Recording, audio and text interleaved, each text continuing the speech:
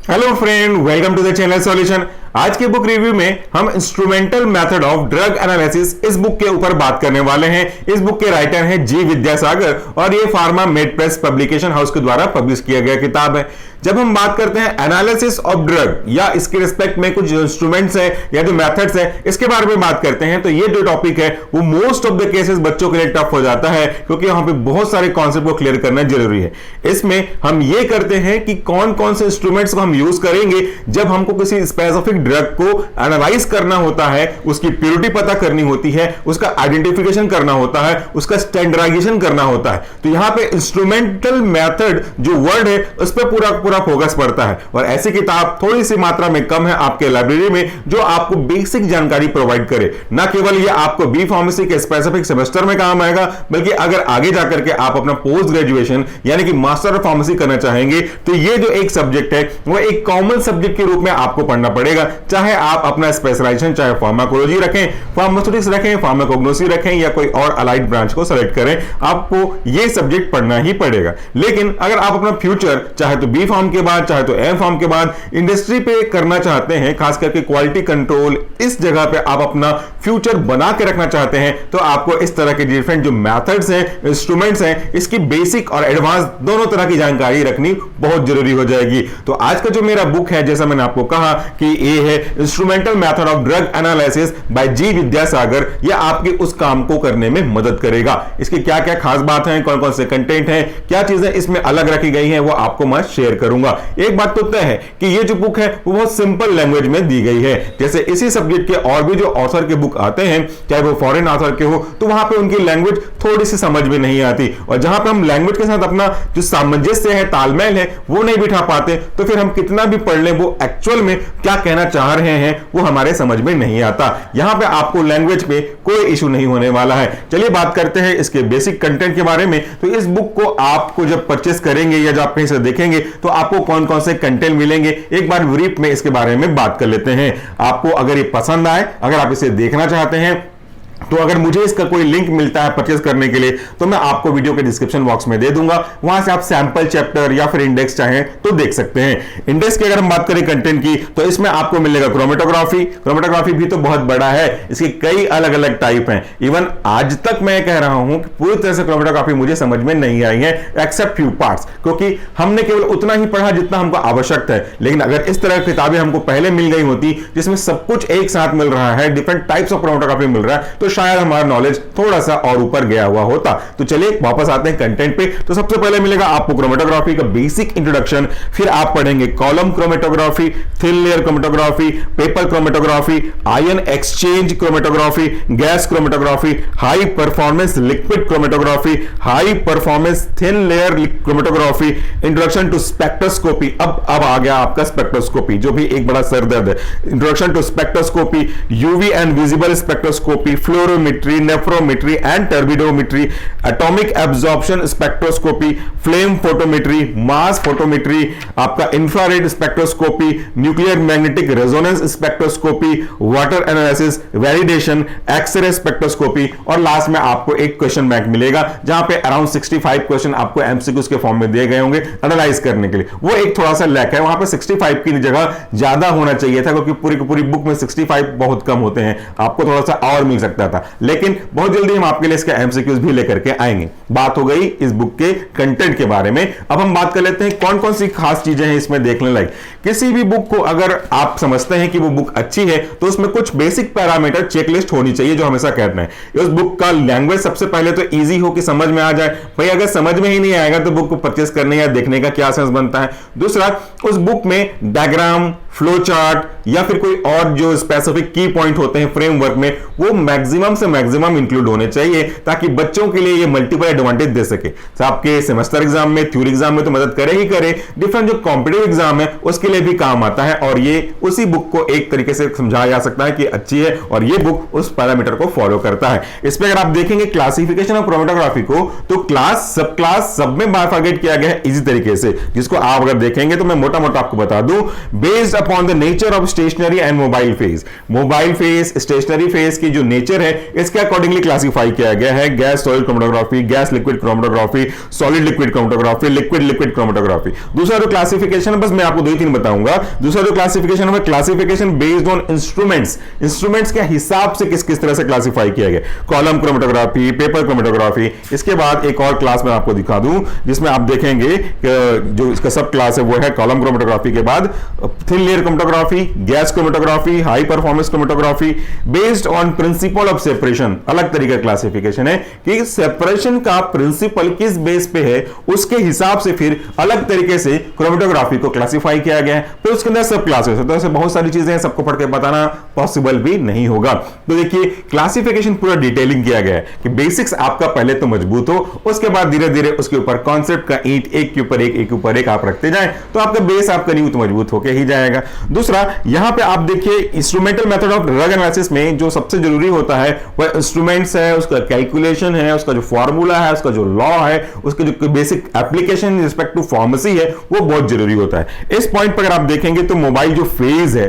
उसके रिस्पेक्ट में और जो एड्सॉर्बेंट हम यूज करते हैं उसके रिस्पेक्ट में टेबुलर फॉर्म में मैक्सिमम जगह को आपको समझाने की कोशिश करी गई है। जैसे अगर हम बात करें टाइप्स ऑफ एब्सॉर्बेंट तो यहां पे आपके वीक, मीडियम, स्ट्रॉन्ग, इनके हिसाब से इनका क्लासिफिकेशन किया गया है जो कि थ्योरी में भी पूछता है और जीपैट में भी पूछता है। इसके बाद जो अलग अलग कैरेक्टरिस्टिक फीचर्स है मोबाइल फेस, स्टेशनरी फेस के, उसके बारे में भी यहां जानकारी दी गई है, आप देख सकते हैं सिंपल लैंग्वेज में। एक चीज और मैं इनसे रिक्वेस्ट करना चाहूंगा जो पब्लिकेशन हाउस है उससे कि क्रोमेटोग्राफी में कुछ बेसिक जहां पे सेपरेशन दिख रहे होते हैं, यहां पे जहां पे सेपरेशन दिखाना हुआ होता है वहां पे अगर कलर डायग्राम का यूज करें तो वो बहुत ही ज्यादा अच्छा होगा। अभी फिलहाल इस पूरे बुक में कोई भी कलर डायग्राम नहीं है जो मेरे ख्याल से एक एडवांटेज हो सकता है अगर इनको ऐड किया जाए नेक्स्ट एडिशन में। तो क्योंकि कलर क्रोमेटोग्राफी का तो मतलब ही वही है कि आप उसको सेपरेट करोगे, जब सेपरेशन आपको कलर के हिसाब से दिखाई देगा, एक ही दो डायग्राम की तो बात है, तो वो और अच्छे से समझ में आने लगेंगे। खैर उससे जो भी कंटेंट है वो बहुत ही अच्छे सिंपल तरीके से समझाया गया। नेक्स्ट टेबल जो आपको मैं दिखाने वाला हूं एज अ बुक मार्क वो है आपका कुछ ऐसा फेज जिसमें नेम, कंपोजिशन और एडजॉर्बेंट और वाटर का रेशियो दिया गया है। वाटर और एडजॉर्बेंट का रेशियो तो बहुत महत्वपूर्ण है, इसे डिपेंड करता है कि आपका सेपरेशन किस बेस पे जाने वाला है। तो यहां पे आपको टेबल आप देख सकते हैं, यहां पे आपको टेबल दिखाई दे रहा है जहां पे इस पैरामीटर को फॉलो करते हुए आपके लिए कुछ स्पेसिफिक पॉइंट्स रखे गए हैं। इसके बाद हम अगले बुक मार्क पे चलते हैं। तो अगला जो बुक मार्क है वो कुछ आपको बता रहा है, वो है drug mobile face detecting agent, drug mobile face detecting agent for impurities, drug mobile face and detecting agent for the related compound, means identification of related compound. तो भाई अगर आप अलग अलग पैरामीटर पे काम करना चाहते हो, सपोज आप आइडेंटिफिकेशन ऑफ ड्रग करना चाहते हो तो उसके लिए कौन सा ड्रग, कौन सा मोबाइल फेस और कौन सा डिटेक्टिंग एजेंट होगा। अगर आप आइडेंटिफिकेशन ऑफ इंप्योरिटीज करना चाहते हो तो उसके लिए कौन सा होगा, वो भी आपको टेबल के फॉर्म में दिया गया है। और ये पूरी लेंथी किताब है, मतलब सारे पॉइंट को जस्टिफाई किया गया है, शॉर्ट में नहीं बल्कि डिटेल के साथ समझाया गया है। इसमें 546 पेजेस रखे गए हैं जो कि एक ह्यूज अमाउंट ऑफ पेजेस है पूरे कंटेंट को समराइज करने के लिए। तो इसके बाद चलते हैं अगले बुक मार्क पे। तो अगले बुक मार्क में आप पाओगे डिटेक्टर्स के बारे में। डिटेक्टर के ऊपर आपके जीपैट, फार्मासिस्ट जैसे महत्वपूर्ण एग्जाम जो होते हैं उसमें पूछे भी गए हैं, चाहे वो रेलवे फार्मासिस्ट का एग्जाम ही क्यों ना हो। डिटेक्टर के बारे में आपको स्टूडी पॉइंट शॉर्ट समरी यहां पे आपको दे रहा है, जैसे detector type, support gas, selectivity, detectability और उसका जो एक पॉइंट है डायनेमिक रेंज, ये आपको टेबल के फॉर्म में दिया गया है। यहां पे भी आप देखेंगे अगर तो आपको टेबुलर फॉर्म में दिख रहा होगा। टेबल से फायदा ये होता है कि हमको पूरे पैराग्राफ में पढ़ करके अलग से याद करने की जरूरत नहीं पड़ती, टेबल में रहता है तो हमको टू द पॉइंट सारे जो फैक्टर्स हैं, पैरामीटर्स हैं, वो एक एक करके हमको साथ साथ दिखने लगते हैं। ये टेबल का एडवांटेज होता है, इसलिए मैं हमेशा टेबल पे, फ्लो चार्ट पे, डायग्राम पे फोकस करता हूं पर्सनली। इसके बाद जो अगला हमारा बुक मार्क है वो है हाई परफॉर्मेंस लिक्विड क्रोमेटोग्राफी। ये तो बहुत ही इंपॉर्टेंट है, इसका क्वेश्चन, इसका इंस्ट्रूमेंटेशन बहुत बार पूछा है। जब आप पढ़ेंगे ना इसको तो समझ में आते जाएगा, और क्वेश्चन का पुराना पैटर्न देखेंगे तो आपको most of the cases instrumentation के बारे में पूछा रहता है, प्रोसीजर के बारे में पूछा रहता है, तो आपको यहां पे वो काम आने लगेगा। यहां पे देखिए comparison of classical column chromatography with HPLC। Classical chromatography को, कॉलम क्रोमेटोग्राफी को HPLC के साथ कंपेयर किया गया है बेसिक पैरामीटर के हिसाब से। जैसे पैरामीटर हो गया, क्लासिकल क्रोमेटोग्राफी का जो बेस पॉइंट होगा वो होगा। पैरामीटर के बारे में हम बात करें तो एग्जांपल देखिए, स्टेशनरी फेस, पार्टिकल साइज, ये पैरामीटर है।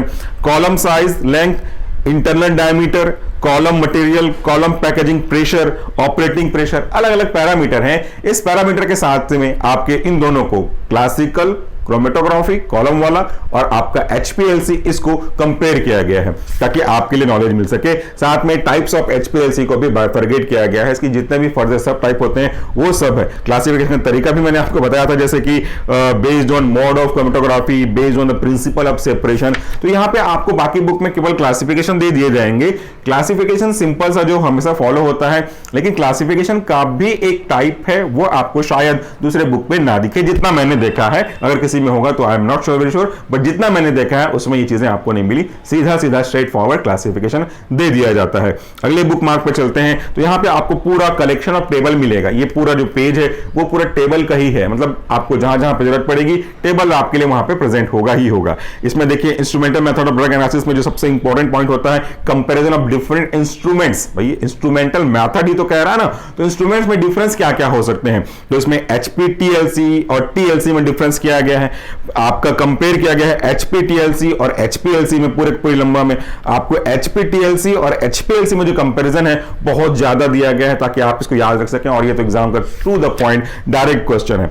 फिर यहां पे आप देखिएगा और भी different steps involve in HPTLC, selection parameter of HPTLC plate, ऐसे जो बेसिक चीजें हैं, फीचर ऑफ HPTLC, वो यहां पे आपको सिंपल सरल समझ में आ जाने वाली भाषा में समझाने की पूरी कोशिश की गई है। अगले बुक मार्क पे जाते हैं, तो इंट्रोडक्शन टू स्पेक्ट्रोस्कोपी। जब मैं एम फॉर्म में पढ़ रहा था तो उसका हमारा जो नाम था सब्जेक्ट का वो था मैट, मॉडर्न एनालिटिकल टेक्निक। नाम अलग थे लेकिन सब कुछ सेम था जो इस बुक में दिया गया है, बट वहां पे हमको समझ में नहीं आती थी, हमारे पास कुछ लिमिटेड ही किताब हुआ करते थे। ये किताब आपको पूरा का पूरा जो क्रोमेटोग्राफी है वो सब कुछ मिला करके देने वाला है। तो इसमें देखिए इंट्रोडक्शन टू स्पेक्ट्रोस्कोपी में कौन सा कलर, कौन सा कॉम्प्लीमेंट होता है, कैसे कैसे मशीन यूज करते हैं, उसके जो कंपोनेंट हैं वो क्या होता है, फिल्टर क्या है, इंटरफेरेंस फिल्टर क्या है, लाइट सोर्स क्या है, प्रिज्म का रोज क्या है, ग्रेटिंग क्या है, फोटो ट्यूब क्या है, फोटो मल्टीप्लायर क्या है, मेजरिंग सेल एंड क्यूबेट क्या है, स्लिट विड्थ क्या है, डिटेक्टर्स और डिटेक्टर लिमिट्स क्या है, ये सब आपको यहां पे पूरा का पूरा दिया हुआ होगा स्पेक्ट्रोस्कोपी के अंदर। अगले बुक मार्क पे आपको चलो तो यहां पे जो भी आपका पैरामीटर है, फ्लेम फोटोमेट्री के रिस्पेक्ट में हो या किसी दूसरे स्पेक्ट्रोफोटोमेट्री के रिस्पेक्ट में हो, उसका जो रे डायग्राम है आपको मिलेगा ही मिलेगा, ताकि आप उसके पूरे के पूरे स्टेप बाय स्टेप प्रोसेस को आसानी से समझ सकें। इसके बाद जब टॉपिक खत्म हो जाएगा तो आपको लास्ट में, जैसे मैंने कहा था, कुछ सेलेक्टिव मल्टीपल चॉइस क्वेश्चन मिलेंगे या कुछ आपको ऐसे क्वेश्चन मिलेंगे जिससे आप अपना तैयारी कर सकते हैं क्वेश्चन बैंक के फॉर्म में। तो ये आपके लास्ट में हो गया। तो इस तरीके से आज की बुक जिसको मैंने आपको शेयर किया, आपके नॉलेज में ये डाला, वो था आपका instrumental method of drug analysis by G Vidyasagar, pharma med publication house की तरफ से पब्लिश किया गया किताब है, जो मैक्सिमम आपकी लाइब्रेरी में हमेशा प्रेजेंट होता है क्योंकि ये लीडिंग में से एक है फार्मेसी के रेस्पेक्ट में। आज के वीडियो के लिए इतना ही। Thank you so much for watching this video. नमस्कार, टेक केयर।